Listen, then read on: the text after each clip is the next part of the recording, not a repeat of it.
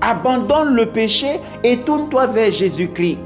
Le sacrifice qu'il a fait à la croix, reconnais ce sacrifice-là.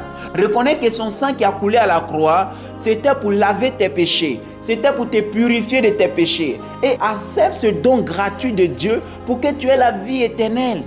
Le salut, on l'obtient au prix de notre foi. Ce n'est pas avec l'argent qu'on achète le salut. C'est pourquoi pendant que tu es vivant, c'est aujourd'hui que tu dois accepter Jésus-Christ.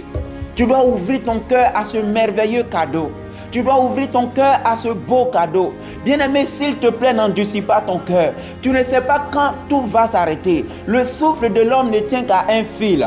Tout peut basculer en un instant. C'est pourquoi pendant que tu écoutes ce message, sache que c'est Jésus-Christ qui t'aime. Il ne veut pas que tu meurs dans ton péché. Il ne veut pas que tu perdes ton âme. Pendant que tu as encore l'occasion, tourne-toi vers Jésus-Christ. Repens-toi de tes péchés. Donne ta vie à celui-là même qui a eu compassion de toi et qui a accepté de venir mourir à la croix. Malgré qu'il était sans péché, malgré qu'il était sans tâche, il a regardé ta position. Il s'est dit en lui-même, si je ne paye pas ce prix, qu'est-ce que mes enfants vont devenir? À cause de toi, à cause de moi, il a accepté de se faire homme. Il s'est humilié parmi les hommes.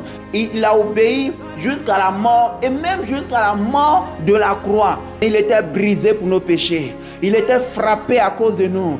Et le châtiment qui nous donne la paix est tombé sur lui.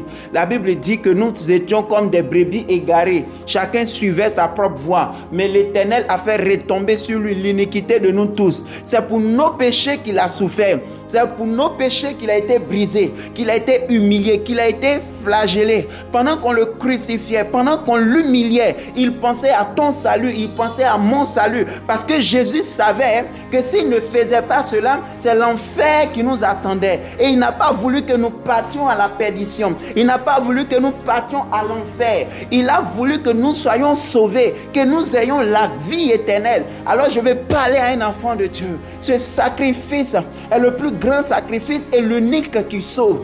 Bien-aimé, il y a un jugement terrible pour ceux qui refusent ce sacrifice. Parce que le prix qui a été payé n'a pas été facile à payer. Pour tous ceux qui vont refuser ce sacrifice, pour ceux qui crachent sur ce sacrifice, pour ceux qui se moquent de ce sacrifice, je suis venu vous informer qu'il y a un jugement terrible qui vous attend. C'est pourquoi la Bible dit, si aujourd'hui vous entendez sa voix, n'endurcissez pas vos cœurs.